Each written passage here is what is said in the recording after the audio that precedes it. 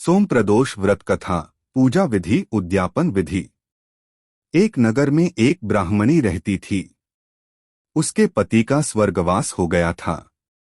उसका अब कोई आश्रयदाता नहीं था, इसलिए प्रातः होते ही वह अपने पुत्र के साथ भीख मांगने निकल पड़ती थी। भिक्षाटन से ही वह स्वयं व पुत्र का पेट पालती थी। एक दिन ब्राह्मणी घर लौट रही थी तो उसे एक लड़का घायल अवस्था में कराहता हुआ मिला। ब्राह्मणी दयावश उसे अपने घर ले आई। वह लड़का विदर्भ का राजकुमार था।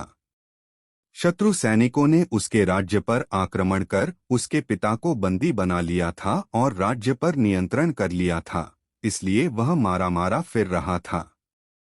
राजकुमार ब्राह्मण पुत्र के साथ ब्राह्मणी के घर रहने लगा। एक दिन अंशुमती नामक एक गंधर्व कन्या ने राजकुमार को देखा और उस पर मोहित हो गई। अगले दिन अंशुमती अपने माता पिता को राजकुमार से मिलाने लाई। उन्हें भी राजकुमार भा गया। कुछ दिनों बाद अंशुमती के माता पिता को शंकर भगवान ने स्वप्न में आदेश दिया कि राजकुमार और अंशुमती का विवाह कर दिया जाए। उन्होंने वैसा ही किया। ब्राह्मणी प्रदोष व्रत करती थी।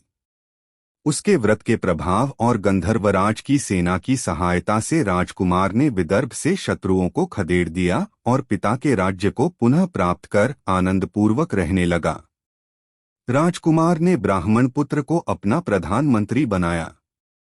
ब्राह्मणी के प्रदोष व्रत के माहात्म्य से जैसे राजकुमार और ब्राह्मण पुत्र के दिन फिरे, वैसे ही शंकर भगवान अपने दूसरे भक्तों के दिन भी फेरते हैं।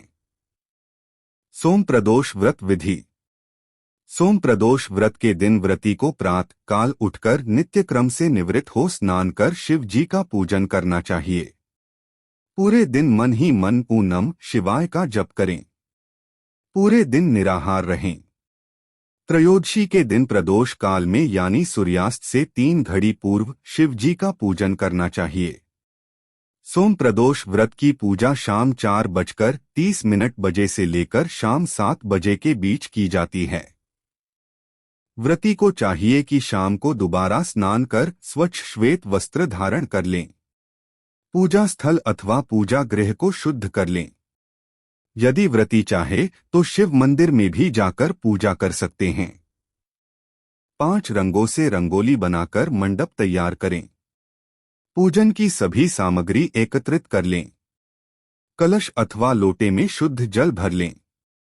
कुश के आसन पर बैठकर शिव जी की पूजा विधि विधान से करें।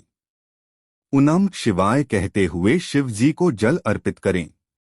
इसके बाद दोनों हाथ जोड़कर शिव जी का ध्यान करें।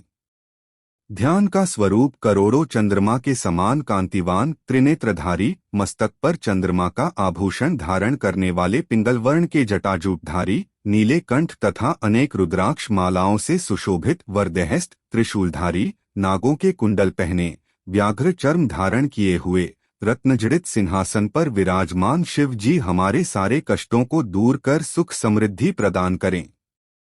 ध्यान के बाद सोम प्रदोष व्रत की कथा सुने अथवा सुनाएं।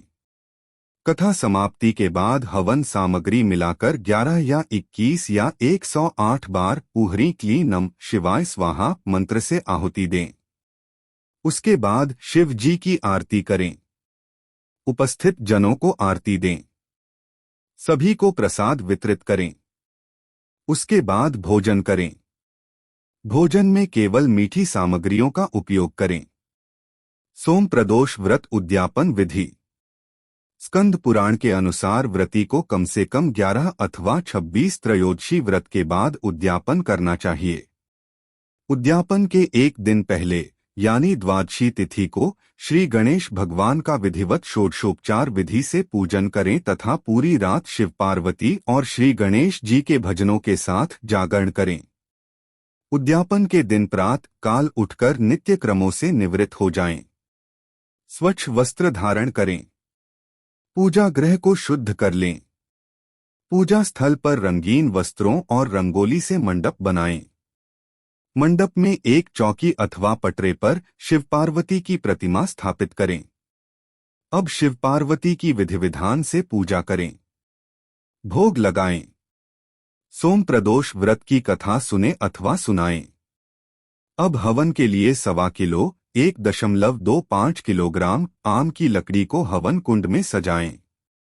हवन के लिए गाय के दूध में खीर बनाएं। हवन कुंड का पूजन करें। दोनों हाथ जोड़कर हवन कुंड को प्रणाम करें। अब अग्नि प्रज्वलित करें। तदंतर शिव पार्वती के उद्देश्य से खीर से उमा सहित शिवाय नम मंत्र का उच्चारण करते हुए 108 बार आहुति दें। हवन पूर्ण होने के पश्चात शिव जी की आरती करें। ब्राह्मणों को सामर्थ्यानुसार दान दें एवं भोजन कराएं। आप अपने इच्छानुसार 1 या 2 या 5 ब्राह्मणों को भोजन एवं दान करा सकते हैं। यदि भोजन कराना संभव ना हो तो किसी मंदिर में यथाशक्ति दान करें। इसके बाद बंधु बांधवों सहित प्रसाद ग्रहण करें एवं भोजन करें। इस प्रकार उद्यापन करने से व्रती पुत्र पौत्रादि से युक्त होता है तथा आरोग्य लाभ होता है।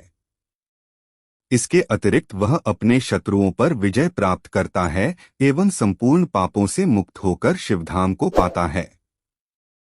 दोस्तों, जानकारी अच्छी लगी हो तो वीडियो को लाइक करें और चैनल को सब्सक्राइब करें। धन्यवाद।